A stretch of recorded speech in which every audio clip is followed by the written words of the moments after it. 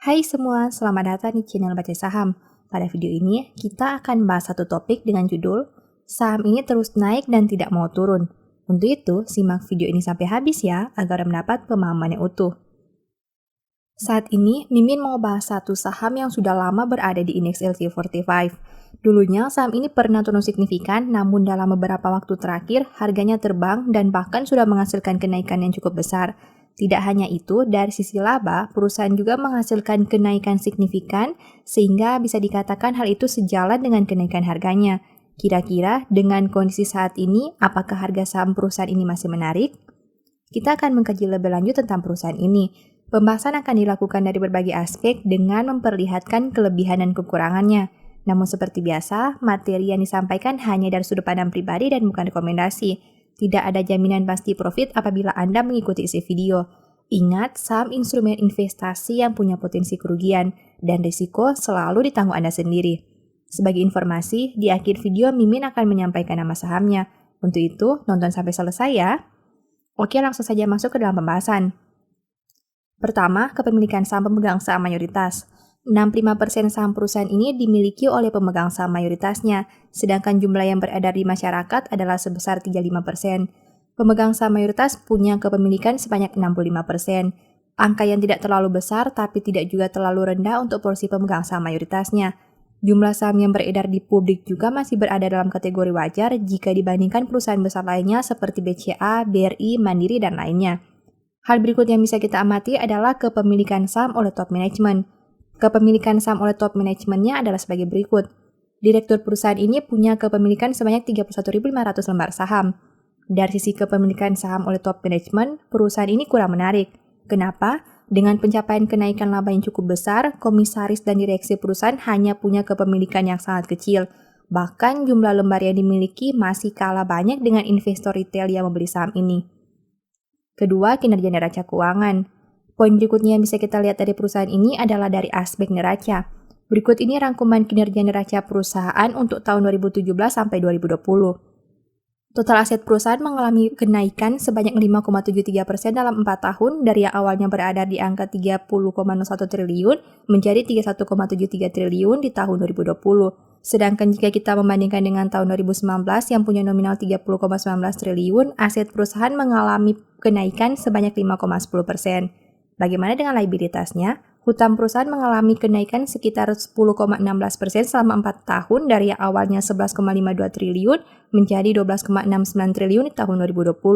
Sedangkan jika dibandingkan dengan tahun 2019 yang punya nominal 12,06 triliun, liabilitas perusahaan mengalami kenaikan juga sekitar 5,22%. Aset dan liabilitas perusahaan mengalami pertumbuhan yang cukup seimbang, meskipun kita bisa melihat komponen hutang perusahaan ini sedikit lebih tinggi pertumbuhannya. Namun apabila membandingkan dengan rasio DER perusahaan dalam 4 tahun terakhir, Anda akan temukan informasi bahwa rasio tersebut turun signifikan, khususnya untuk tahun 2017 sampai 2020. Ketiga, kinerja laba rugi. Sampai dengan tahun 2020, tercatat perusahaan mampu mencetak pendapatan usaha sebanyak 27,37 triliun. Angka tersebut mengalami kenaikan sekitar 116,36% dibandingkan tahun 2017 dengan angkanya yang berada di 12,65 triliun. Jika membandingkan dengan kinerja 1 tahun sebelumnya yang mampu mencetak penjualan sebanyak 32,72 triliun, pendapatan perusahaan mengalami penurunan sebesar 16,35%. Selain itu, perusahaan juga mencatat perolehan laba bersih sebanyak 1,15 triliun di tahun 2020. Angka tersebut mengalami kenaikan sebanyak 721,43% di tahun 2017 dengan nominalnya 0,14 triliun. Apabila membandingkan dengan kinerja 1 tahun sebelumnya yang menghasilkan laba 0,19 triliun, perolehan laba mengalami kenaikan juga sebanyak 505,26%. Ini yang menjadi salah satu daya tarik perusahaan di beberapa waktu terakhir. Pendapatannya tumbuh sebanyak 100% dalam 4 tahun terakhir, sedangkan labanya naik hingga 700%. Namun di tahun 2020, meski pendapatan turun 16,35%, perusahaan mampu membukukan laba sebanyak 505,26%. Kira-kira apa penyebab kenaikan laba di tahun 2020? Keempat, dividen yield. Dividen terakhir yang dibagi perusahaan adalah sebesar Rp16,73 pada tanggal 15 April 2021. Dengan menggunakan harga saham 2.350, dividen yield yang diberikan sekitar 0,71%. Yield dividen dari perusahaan ini tidak terlalu menarik, karena hanya berada di angka 1%, khususnya berdasarkan data saat video ini dibuat. Namun, perusahaan ini merupakan salah satu perusahaan yang cukup rutin bagi dividen setidaknya dari tahun 2018 sampai 2021. Kelima, harga saham. Harga saham perusahaan di awal tahun 2017 adalah sebesar Rp895. Apabila membandingkan dengan harga saham sebanyak 2.350 saat video ini dibuat, berarti terjadi kenaikan sekitar 162,57%. Harga saham perusahaan mengalami kenaikan yang cukup besar untuk tahun 2017 sampai 2020, di mana harganya naik sampai 162,57%.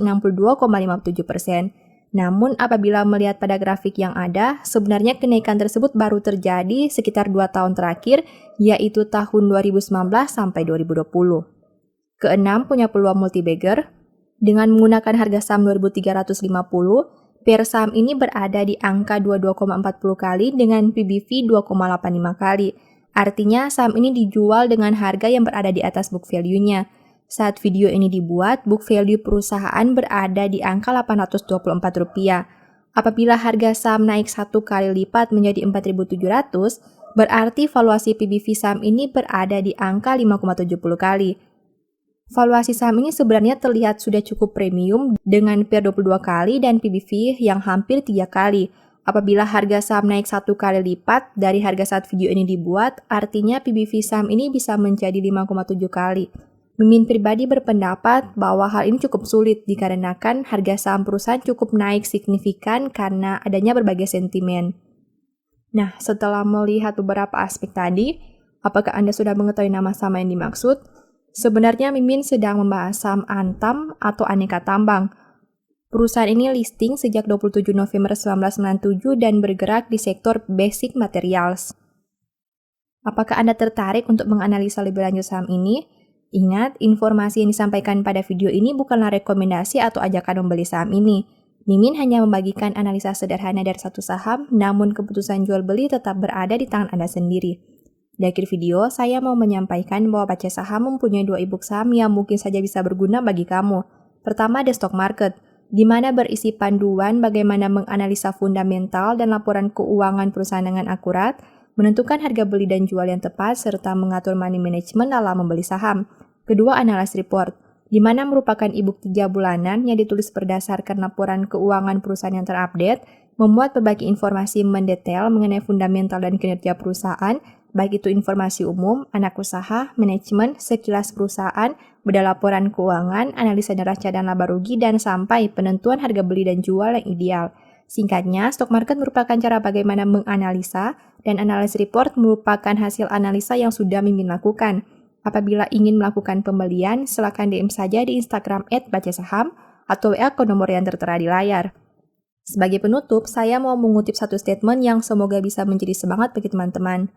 Permulaan hikmat adalah takut akan Tuhan, semua orang yang melakukannya berakal budi yang baik. Puji-pujian kepadanya tetap untuk selama-lamanya. Thank you.